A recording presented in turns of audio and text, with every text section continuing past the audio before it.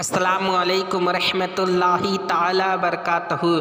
सामीन कराम, आज का वीडियो बहुत अहम होने वाला है। जैसा कि आपने थंबनेल पर देखा, वज़ू करने का मुकम्मल तरीका। इस वीडियो में वज़ू करने का मुकम्मल तरीका बताया जाएगा और वज़ू में कितने फ़राइज़ है, वज़ू में कितने मकरूह हैं, किन चीज़ों से वज़ू टूट जाता है, इन सब बातों को मुकम्मल बयान किया जाएगा। आप तमामी हजरात से गुजारिश है कि इस मुकम्मल वीडियो को देखें और दूसरों तक पहुँचाएँ। आइए बिला ताख़ीर वीडियो को शुरू करें। अल्हम्दुलिल्लाहि रब्बिल आलमीन वस्सलातु वस्सलामु अला सय्यदिल मुरसलीन व अला आलिहि व अस्हाबिल अजमईन अम्मा बाद फ़ाउज़ु बिल्लाहि मिनश शैतानिर रजीम बिस्मिल्लाहिर रहमानिर रहीम सल्लु अलल हबीब सल्लल्लाहु तआला अलैहि वसल्लम अल्लाहुम्मा सल्ली अला सय्यिदिना सफ़ियना हबीबना नबियना मौलाना बारिक वसल्लिम सल्लु अलैहि सलातु वस्सलामु अलैका या हबीबी या रसूलल्लाह सल्लल्लाहु तआला अलैहि वसल्लम। वज़ू का तरीका। जब वज़ू करना हो तो दिल में वज़ू का इरादा करके बिस्मिल्लाहिर्रहमानिर्रहीम कह के दोनों हाथ गटों तक धोए, फिर मिसवाक करें। दाहिने हाथ से कुल्ली करें खूब अच्छी तरह के, हलक तक, दांत के जड़ों तक और जुबान से नीचे पानी पहुँचे। अगर दांत या तालों में कोई चीज़ चपकी या अटकी हो तो यानी फंसी हो तो छुड़ाए। फिर दाहिने हाथ से नाक में 3 बार पानी चढ़ाए के अंदर मुलायम नाक की हड्डी तक पानी पहुँचे। बाएं हाथ से नाक साफ करें उसकी छोटी उंगली डालकर, फिर दोनों हथेलियों में पानी लेकर 3 बार मुंह धोवें। इस तरह के बाल उगने की जगह से लेकर थोड़ी तक यानी जहाँ पर दाढ़ी निकलता है वहाँ तक, और दाहिनी कनपट्टी से लेकर बाएं तक कोई जगह छूट ना पाए, और दाढ़ी हो तो उसे भी धोवे और इसमें खिलाल भी करे, लेकिन हराम बांधे हो तो खिलाल ना करे।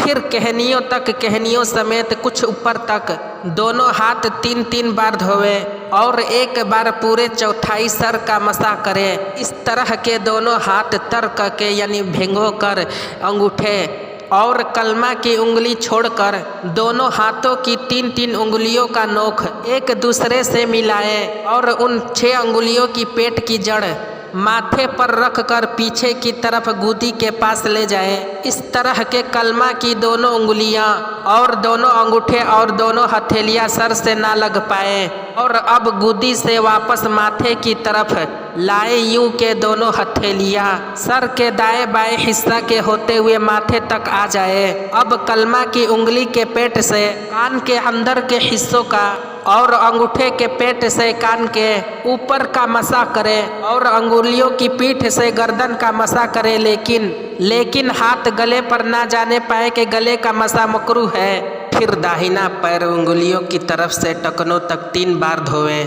टखनों समेत कुछ ऊपर तक। फिर इसी तरह बायां पाँव भी धोएं। फिर दोनों पाँव दोनों हाथ के उंगलियों की खिलाल करें। अब वज़ू ख़त्म हुआ यानी अब वज़ू मुकम्मल हुआ। इसके बाद ये दुआ पढ़ें, अल्लाहुम्मा जअलनी मिनत तव्वाबीन वजअलनी मिनल मुतत्तहिरीन। और बचा हुआ पानी थोड़ा सा खड़े होकर पी लेके बीमारियों की शिफा है, और आसमान की तरफ मुँह करके सुबहानकल्लाहुम्मा व बिहम्दिका अशहदु अल्ला इलाहा इल्ला अंता अस्तगफिरुका व अतूबु इलैका। और कलमा शहादत और सूरतुल इन्ना अंजलना पढ़ें। और बेहतर ये है कि हर अज़ान होते वक्त बिस्मिल्लाह और दुरूद शरीफ पढ़ें और कलमा शहादत भी पढ़ें। ये वज़ू का तरीका है जो अभी बयान किया गया। इसमें कुछ बातें फ़र्ज है जिनके छोड़ने से वज़ू ना होगा, और कुछ बातें सुन्नत है जिनके कसदन छोड़ने की आदत यानी जानबूझकर छोड़ने की आदत काबिल सजा, और कुछ बातें मुस्तहब है कि उनके छूटने से सवाब कम हो जाता है। फ़राइज़े वज़ू। वज़ू के अंदर कितनी फ़राइज़ है? वज़ू में 4 बातें फ़र्ज है जिनके बगैर वज़ू होगी ही नहीं। नंबर 1, मुँह का धोना, यानी माथे की जड़ यानी जहाँ से बाल जमता है वहाँ से लेकर थोड़ी तक यानी दाढ़ी जहाँ से जमता है, और एक कान से दूसरे कान की लौ तक मुंह की खाल की हर हिस्सा पर 1 बार पानी बहना नंबर 2 कहनियों समेत दोनों हाथों को एक बार धोना। नंबर 3 पूरे चौथाई का एक बार सर का मसा करना, यानी चौथाई सर पर भींगे हुए हाथ का फेरना। किसी सूरत में कम अज कम जगह का तर हो जाना। नंबर 4 दोनों पांव टखनों समेत धोना। वजू के अंदर ये 4 बातें फ़र्ज है और इनके सिवा जो कुछ तरीका वजू में बयान की गई वह सब या सुन्नत है या मुस्तहब है। और वजू की सुन्नतें व मुस्तहबात बहुत है जो उन सब को जानना चाहिए। उसके लिए बहारे शरीयत या फतावाए रिजविया मतबूआत देखें। इंशाअल्लाहुल अज़ीज़ मौका मिला तो अब्दुल गनी कादरी रज़वी ऑफिशियल के चैनल पर उसके रिलेटेड वीडियो अपलोड की जाएगी। मसला 1, किसी अजू के धुल जाने का मतलब ये है कि उस अजू के हर हिस्सा पर कम से कम 2 बूंद पानी बह जाए। भींग जाने या तेल की तरह पानी चपोड़ लेने से या एक आध बूंद बह जाने से धोना नहीं होता। इस तरह धोने से वजू या गुस्ल नहीं होता। मसला 2, ओठ, नाखून, आँख, ऊपर नीचे की खाल, बाल, पलके, बरौनी, जेवरों के नीचे की खाल, हत्ता के कील, नथ यानी जो औरतें कील या नथ पहनती हैं उसका सुराख, दाढ़ी, मोछ, बालों की नीचे की खाल की कोई जगह या उन चारों अजों की कोई जगह बाल के नोक बराबर भी अगर धोने से रह गई तो वजू ना होगा। मसला 3, वजू ना हो तो नमाज और सजदाए तिलावत और कुरान शरीफ के छूने के लिए वजू फ़र्ज है और तवाफ़ के लिए वाजिब है। वजू के मकरूहात यानी वह बातें जो वजू में ना होनी चाहिए। नंबर 1 औरत के गुस्ल या वजू के पीछे पानी से वजू करना। नंबर 2 नजिस जगह वजू का पानी गिराना। नंबर 3 मस्जिद के अंदर वजू करना। नंबर 4 वजू के पानी के वजू के बर्तन में टपकाना। नंबर 5 किबले की तरफ कुल्ली का पानी या नाक छिड़कना या खखार या थूक डालना। नंबर 6 बेज़रूरत दुनिया की बातें करना। नंबर 7 ज़्यादा पानी खर्च करना। नंबर 8 इतना पानी कम खर्च करना कि सुन्नतें अदा ना हो। नंबर 9 एक हाथ से मुंह धोना। नंबर 10 मुंह पर पानी मारना। नंबर 11 वजू के पानी के कतरे कपड़े या मस्जिद में टपकाना। नंबर 12 वजू की किसी सुन्नत को छोड़ना। नवाकिजे वजू यानी वजू तोड़ने वाली चीज़ें। नंबर 1 पखाना। नंबर 2 पेशाब। नंबर 3 पीछे से हवा का निकलना। नंबर 4 कीड़ा और 5 पत्थरी की आगे या पीछे मकाम से निकलना। नंबर 6 वदी और मजी और मनी का निकलना। नंबर 7 खून और पीप और जर्द पानी का निकल कर बहना।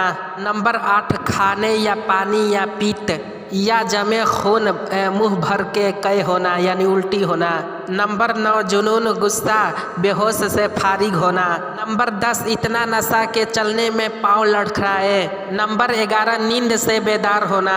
नंबर 12 मुबाशरत फाहिशा यानी मर्द अपने आला को तुंडी की हालत में औरत की शर्मगाह या किसी मर्द की शर्मगाह से मिलाए या औरत आपस में मिलाए और कपड़ा वगैरह बीच में ना हो। उन सब चीज़ों से वजू टूट जाता है। मसला 4 दुखती हुई आँख से पानी या कीचड़ बहता है उससे वजू टूट जाता है और वह पानी नजिस है जिस जगह लग जाए उसको पाक करना ज़रूरी है। मसला 5 नमाज में इतनी आवाज़ से हसनत के खुद सिर्फ उसने सुना पास वालों ने नहीं सुना तो वजू नहीं टूटा, अलबत्ता नमाज टूट गई। मसला 6 अगर मुस्कुराया यानी दांत निकले आवाज़ बिल्कुल ना निकली तो उससे ना वजू जाएगा ना नमाज। मसला 7 जो रतूबत आदमी के बदन से निकले और वजू ना टूटे वह नजिस नहीं, जैसे वह खून जो बह कर ना निकले या थोड़ी के जो मुँह भर ना हो यानी दाढ़ी के साइड में जो मुंह भरना हो वह पाक है। मसला 8 लार थूक पसीना मैल पाक है। ये चीज़ें अगर बदन या कपड़े में लगी हो तो नमाज हो जाएगी मगर साफ कर लेना अच्छा है। मसला 9 जो आंसू रोने में निकलते हैं ना वजू टूटे ना वह नजिस है। मसला 10 घुटना या सत्र खुलने से अपना या दूसरा का सत्र देखने या छूने से वजू नहीं जाता। मसला 11 दूध पीते बच्चे ने कै किया यानी उल्टी किया, अगर वह मुंह भर है तो नजिस है यानी नापाक है। दिरहम से ज़्यादा किसी चीज़ में लग जाए तो नापाक कर देगा। लेकिन ये दूध अगर मायदा से नहीं आया बल्कि यानी अगर पेट से नहीं आया बल्कि सीने तक पहुंचकर पलट आया तो पाक है। मसला 12, अगर वजू के बीच में वजू टूट गया तो फिर वजू करे, हत्ता के अगर चुल्लू में पानी लिया यानी हाथ में पानी लिया फिर हवा निकली, ये पानी बेकार हो गया, उससे कोई अजू ना धोवे, इसलिए कि उस पानी के अंदर नापाकी को दूर करने की ताकत ख़त्म हो गई। सामीने इकराम, ये रहा वज़ू का मुकम्मल तरीका बयान। आप तमामी हजरात से गुजारिश है कि इस वीडियो को सदका जारिया समझकर दूसरों तक पहुँचाए और सवाब का हकदार बने। इंशाअल्लाहुल अजीज़ कल के वीडियो में गुस्ल का बयान दिया जाएगा। अल्लाह ताला अपने प्यारे हबीब सल्लल्लाहु ताला अलैहि वसल्लम के सदक़े तुफ़ैल में इन सब बातों पर अमल की तौफ़ीक दे। आमीन सुम्मा आमीन बिजाहिल नबील आलिमीन सल्लल्लाहु ताला अलैहि वसल्लम सल्लल्लाहु अलन नबी उम्मिही व सल्लल्लाहु अलैहि वसल्लम। अस्सलातु वस्सलामु अलैका या रसूल अल्लाह सल्लल्लाहु ताला अलैहि वसल्लम। बिरादरान मिल्लत इस्लाम, जैसा कि आप तमामी हजरात को मालूम है कि हमारे चैनल पर हर रोज़ वीडियो डाली जाती है जो कुरान व हदीस के रोशनी पर होता है।